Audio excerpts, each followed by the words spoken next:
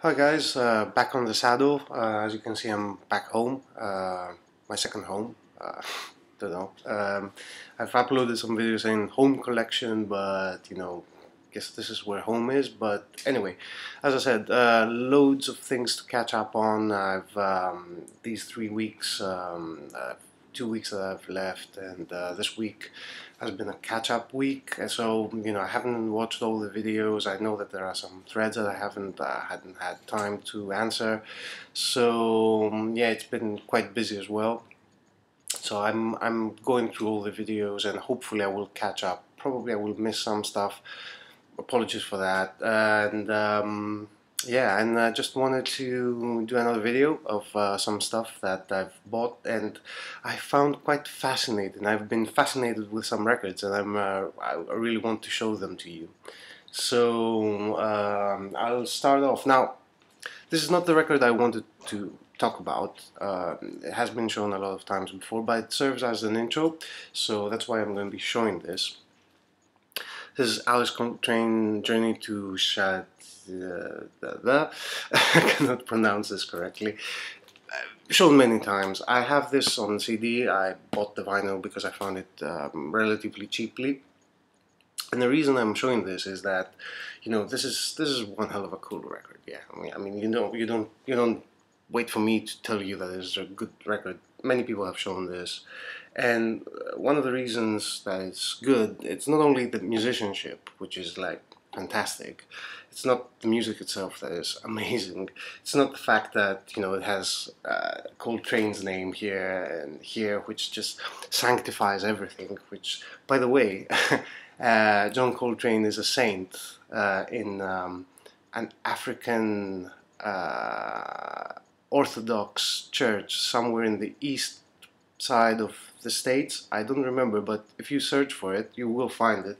So yeah, that's why it sanctifies everything that he touches, and rightly so, actually, because he's a saint after all. I mean, that's one hell of a church I would go to there, and it's also because it has this kind of spiritual thing going on. It's it just reeks of that kind of 60s spirituality and awakening and opening up to Eastern philosophies and whatever have you that is encapsulated in this kind of record. And it's, as I said, it's not only the music that's great, but it's also that feel that comes with it, which makes it valuable. And yeah, and it's an amazing record. And as I said, it's the whole package that's really, really good. So I think I can do a one better than that. I've picked up a record that was in Honest Jones, and I was going through the jazz section, and I didn't know anything about this record. And I usually buy not usually, a lot of times I do buy records that I pick them up from the sleeve because and I have a good track record of that. Sometimes it can be a complete failure if you like, but I have a good track record overall. I mean, 7 times out of 10, I know that I'm going to like something. I did listen to it on the shop, and I found it really interesting. And I did listen to it at home, and I found it fascinating. And I've been listening to it a lot, actually. And it's this one. It's called The Rubaiyat of Dorothy Ashby. It came out in 1970 something, 1970 I think, 1972 maybe. Anyway, somewhere between 1970 and 1972. And Dorothy Ashby was a harpist. In this record, she plays this organ, which is Japanese koto, and this record is I've been fascinated by it because of 2 reasons. First of all, the music is amazing.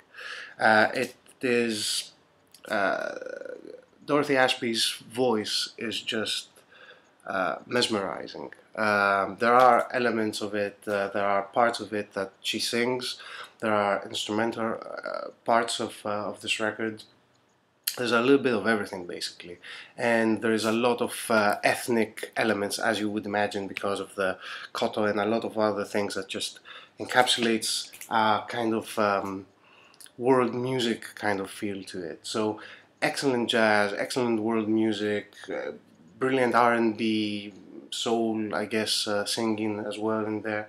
And the thing is that it just brings everything together about that late 60s, early 70s spiritual kind of awakening, if you like. And I can imagine, you know, people listening to this record in I can visually I see them like the good guys in a blaxploitation movie, you know, with daishikis, women in daishikis, men with, you know, sideburns and huge afros, and saying, "Yeah, brother, you know, this is like this kind of thing."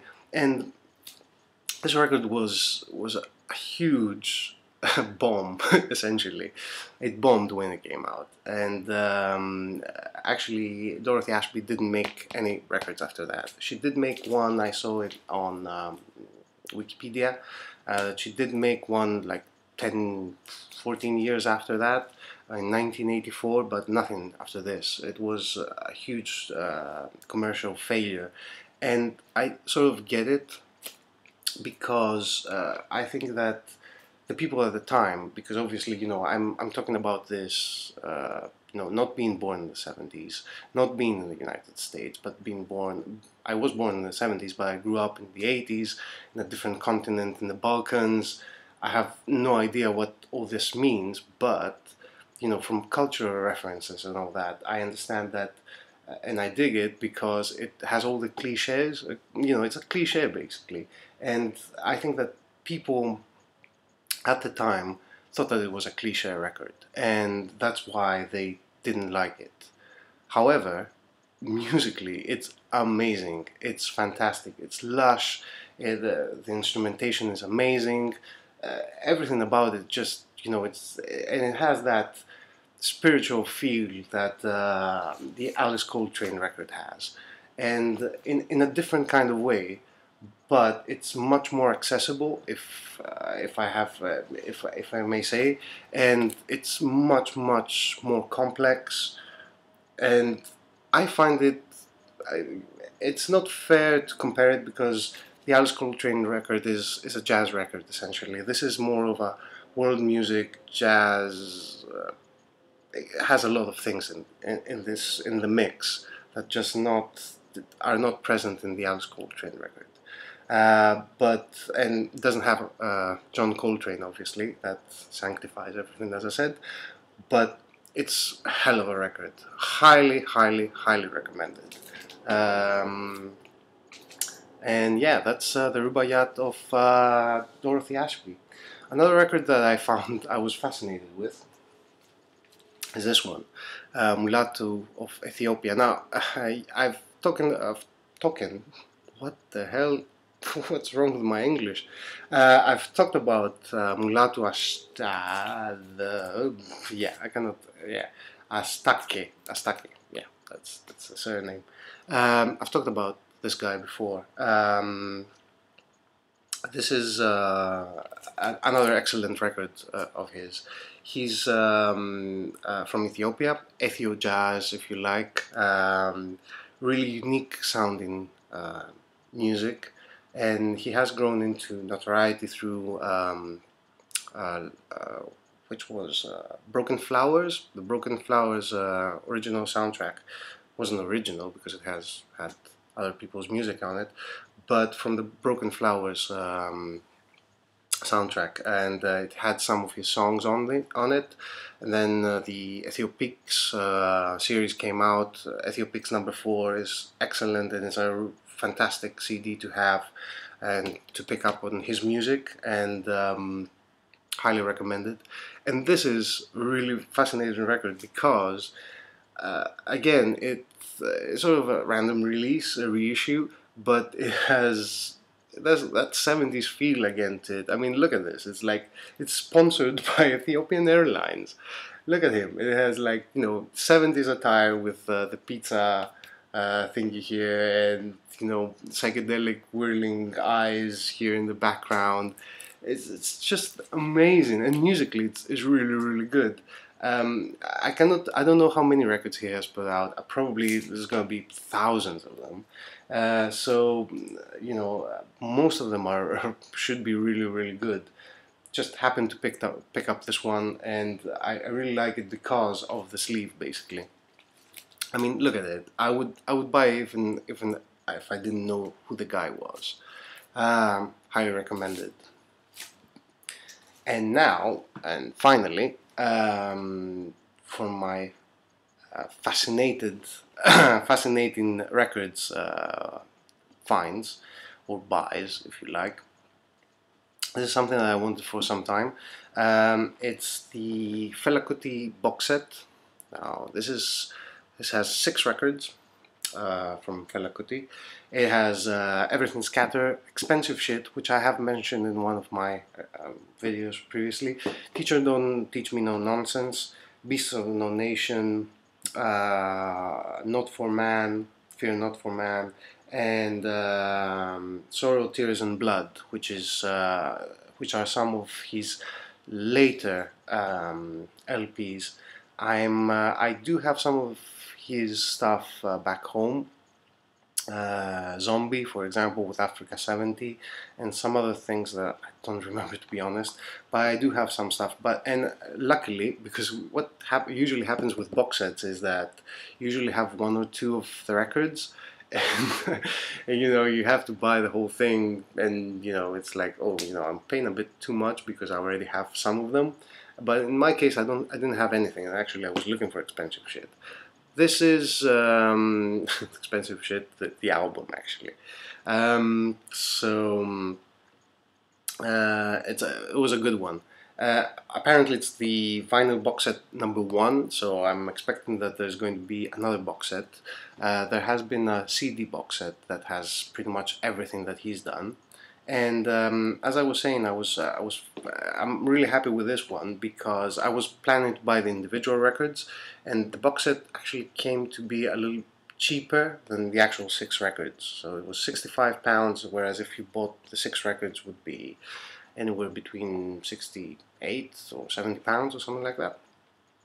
So it was a really good bargain. And also, the good thing about it is not that the records themselves have anything different to the actual records that you know you could buy individually, but it has a bit of some extras. Now, one of the extras is this one, which is like a poster from 1986. He was playing in, where was he playing? Austin City. Interesting. But what I found really fascinating about it is this. It's an insert that has the lyrics and some story, you know, some background on the recordings.